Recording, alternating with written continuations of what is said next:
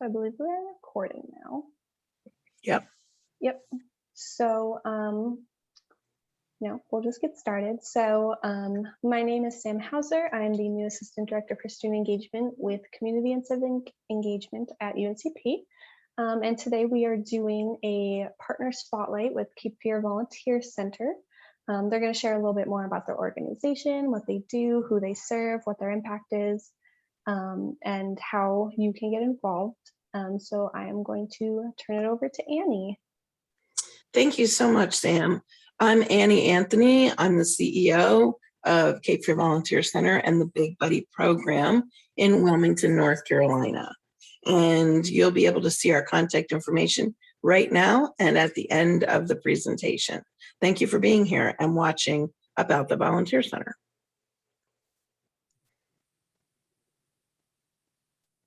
So the focus of the Cape Fear Volunteer Center is to match agencies and individuals with service opportunities in southeastern North Carolina.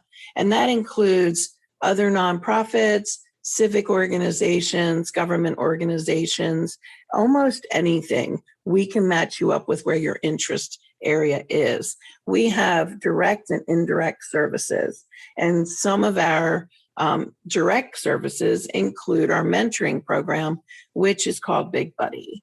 And our indirect services are when you might be interested in working with seniors, and I might not have anything at that exact minute, and I'll match you up with an agency that does have that kind of experience. So the background of the Cape Fear Volunteer Center is that I was a volunteer coordinator at the United Way back in the early 2000s, which was right after 9/11, really. And one thing we learned from 9/11 was that the agencies, whether nonprofit, governmental, or civic, all need to be in communication with each other so that we can access large numbers of volunteers very quickly in a natural or man-made disaster. So after 9/11, I worked to get all of the agencies in southeastern North Carolina more connected. And after doing it for a while, I felt like it needed to become its own 501c3. And so I started as that. We inherited the Big Buddy program, which is actually much older than my agency, and it's well over 75 years old. We inherited it from an agency who had to close because they lost their United Way funding. So the Big Buddy program was the first program that brought us our first employee, and we got all their children, their computers, and we hit the ground learning about mentoring programs. And so since then, we have focused on 3 counties, mostly Pender, Brunswick, and New Hanover. Although we have also spread Big Buddy up into Columbus County, and we are not opposed to giving mentors anywhere in the state. So being a mentor can be done from really anywhere you are. And especially now that we have online tutoring, we would love for you to not only consider being a Big Buddy, but possibly being an online tutor.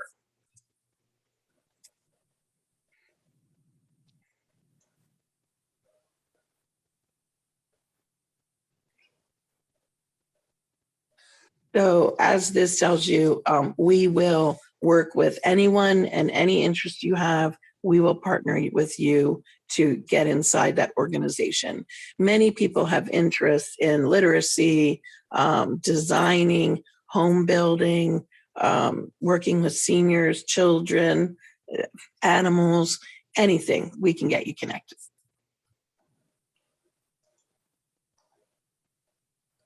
So one of the things that we do is work in relation to natural disasters, which we have worked with all over the country, but especially, of course, we've come up and helped after Hurricane Matthew in your school's area, as well as Florence and how she affected the southeastern North Carolina area.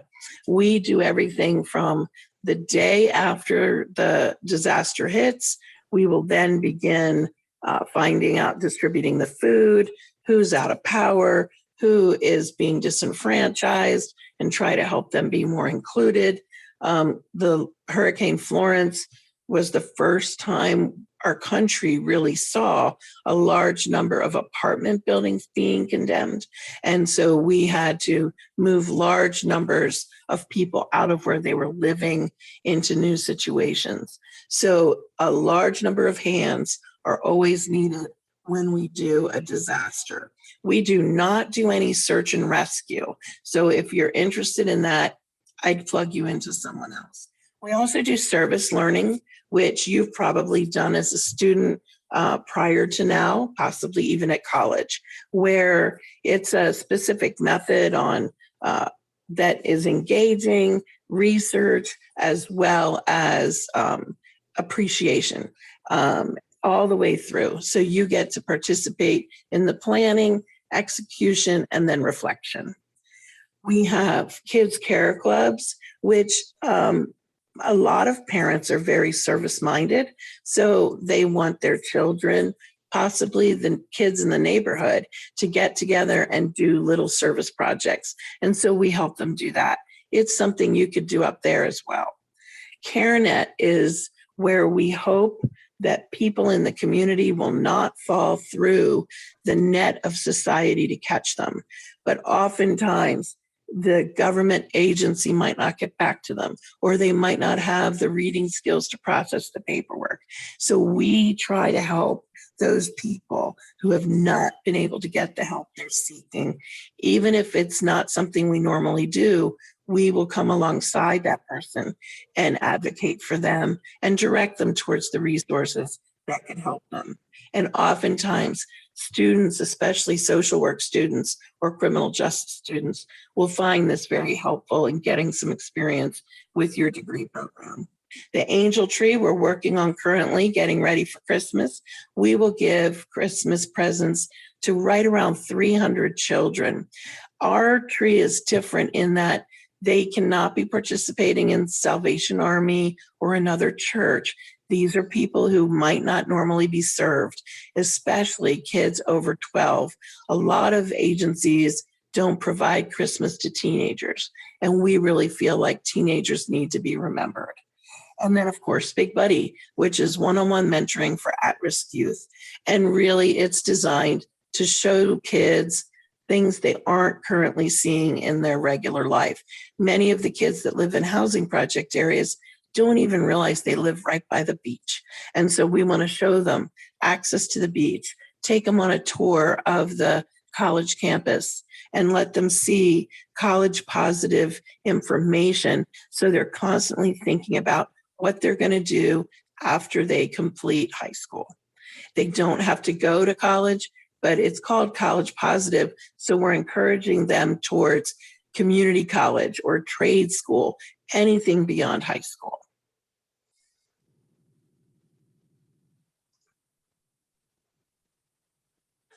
A little bit more about Big Buddy. On our website, you will find a separate application. It says Be a Big Buddy, and you fill that out.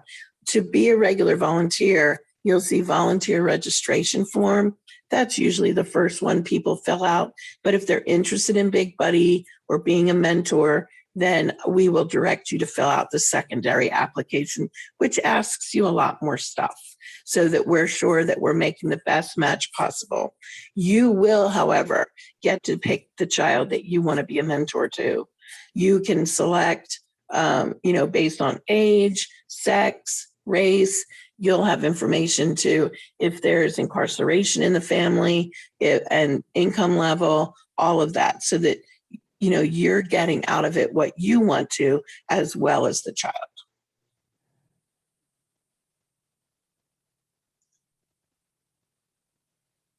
So we also have events, which, as we all know, we haven't really done normal events since 2019. So we're hoping in 2022 to be able to have the Azalea Festival Children's Tea return, which happens right around Azalea Festival. And it's pretty much a mother, grandmother, child kind of tea, Southern tea. We used to have the bells, which We're not currently sure what's going to happen with the bells, but we'll definitely have princesses and characters, and it'll be a wonderful Southern afternoon. National Make a Difference Day has kind of been changing its persona, and it's in October, where anybody comes out, and whether you're picking up trash, helping a kid fish, or helping at a fall festival, we're making a difference out there somewhere in October. Global Youth Service Day is in April. And April, you may or may not know, is National Volunteer Month. So we always are doing some big projects then. MLK Day is in January, and we will be looking forward to engaging more people in helping in some way, especially through mentoring and tutoring. And of course, hurricane relief, volunteer awards dinners, and big buddy events. And we have been feeding a lot of people through COVID and trying to make sure if school goes back to remote learning, we can get food to those children who don't have a way to get food other than through school breakfast and lunch program. So you're always welcome to help with those activities.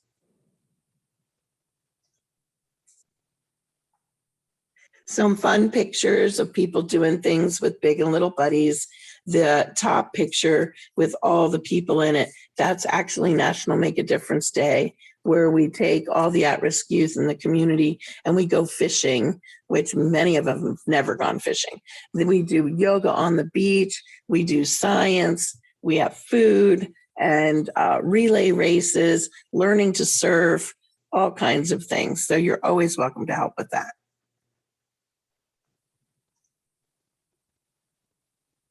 And here are some pictures from the angel tree.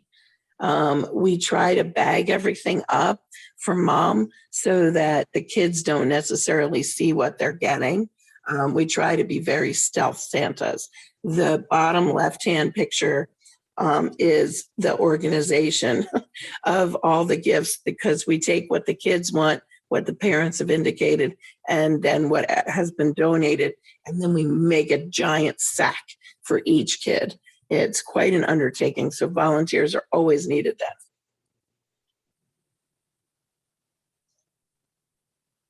And here's some pictures of the Azalea Festival Children's Tea. It really is just a special day.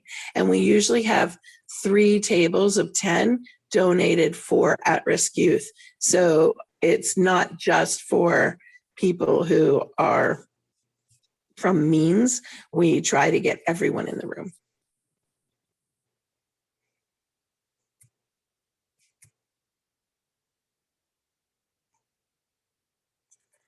Feeding, mucking, and moving. What better title could you have for what we do? Mucking is when you go into a house that's been flooded, either from, the river or the rain or whatever has gotten their house flooded, and you have to tear out all the drywall and get everything that's not going to be reusable out of the house into the curb. And so moving sometimes can be moving the bad things out, but it can also be moving new furniture in. We partner with people to get new furniture for the people. And then, of course, we need people to unload it and put it in the house. And feeding, we do try to feed people during any kind of disaster. We've fed through COVID, hurricanes, holidays. Feeding is just one of those things we do. And we always need people to take to the streets to distribute the food.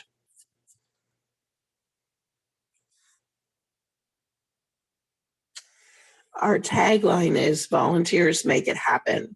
And some of these pictures are when we're feeding, repairing homes, moving things out of storage into somebody's house.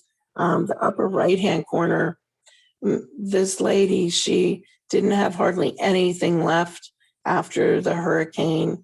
And so she sent me a picture of her in her house that day. And after that day, we got her everything she needed. The community came through in a big way, and they came in and organized it for her. And she got to live out her final years with what she needed. Okay, and this tells you where we are. We're on News Center Drive.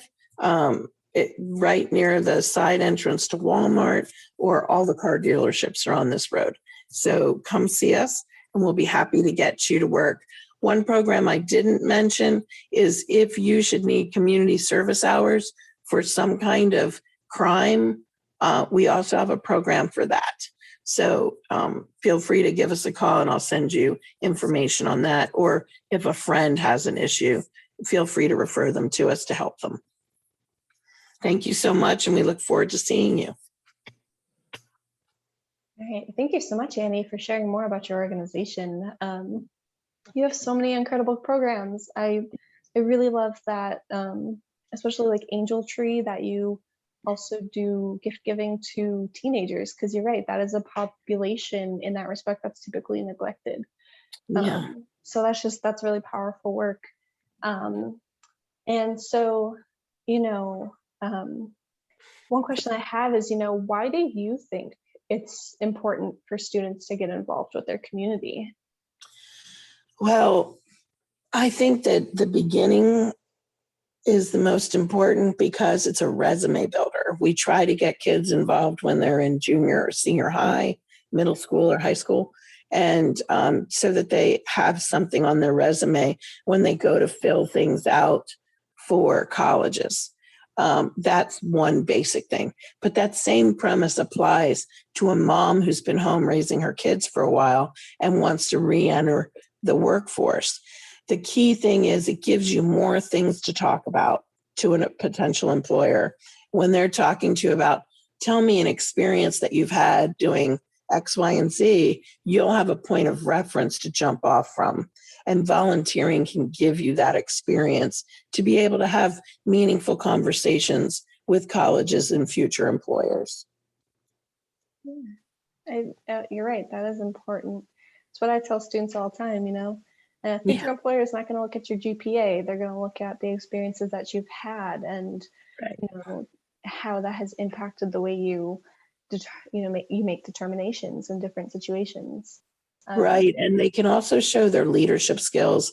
I mean, they often look at, okay, well, you've been affiliated with this organization for 4 years, but did you rise in your leadership expectations of yourself while you were volunteering with them? They're looking to see that, the first year you might just kind of observe and participate, but as you're there longer, employers and colleges, they all want to see that you've taken on some kind of leadership role. Right. Right. Which is very helpful for us. Yes. That's another reason they should be involved. Once you get to know about nonprofits, you realize that it's really a miracle that they actually survive because there's not a lot of money. They're really no different than a for-profit corporation, except no one individual financially benefits from their existence. We exist to serve the public, but there's often people don't necessarily give money to the smaller ones. They might give money to the bigger ones. When you look at the nonprofit field, it can be universities and hospitals, but it can also be your grassroots organization that really doesn't even use money. They just use manpower. So it can make a huge difference in any community that you would potentially partner with. Mm-hmm. Yeah. Yeah, I mean, nonprofits are always looking for people to help because there's always people to help. There are. It's an endless list of them, isn't it? We all say we want to eliminate poverty, but we haven't been successful in doing that. But we keep trying to. And it takes the whole country, the whole community to make that happen. Exactly. We have to work together. Yeah. Well, that's all the questions that I have because I think you covered everything beautifully. Do you have any other tidbits of information that you'd like to share out before we wrap up? I'm happy to, we have some internships that they could contact us about. We do have a position open right now for a volunteer coordinator. I hope to have that thing filled by the end of October. We also are always here. So if you know someone that's in need, don't hesitate to refer them. If I can't help them, I can usually give them 3 or 4 other people to try. And then if you have extra time and you want to get experience in something, just send me an email or you can message me through the website. It's a very easy to use website. Just click on everything till you find what you're looking for. We also have a bunch of virtual opportunities in there, which a lot of your fellow students used during COVID. Many of them made masks for us, adult and child side masks at the very beginning of COVID. So we're very excited to offer you those as well. You can send cards to children in the Children's Hospital. You can send cards to seniors who are lonely, because so many of them didn't get to have visitors during COVID, and they've definitely become more isolated. But if you look on the website, you'll see lots of things you can help with. I also encourage you all to follow us on Facebook and the app called Nextdoor, because we put the most urgent and timely needs right there. So if you're looking for something for tomorrow, check those places out. Awesome. Well, thank you. More resources. Like I said, it's always good to get connected. Yes. But yeah, I just want to take a moment to say thank you for sharing more about your organization. And, we hope that you have an absolutely wonderful day, everyone. Thank you so much.